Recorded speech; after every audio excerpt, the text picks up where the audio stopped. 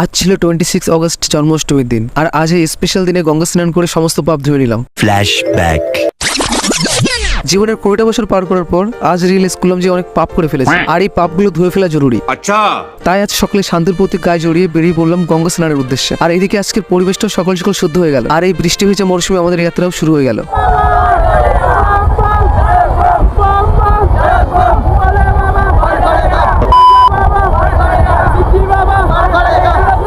তারপর আরো কিছুটা চলার পর আমরা চলে আসি মেন ডেস্টিনেশনে।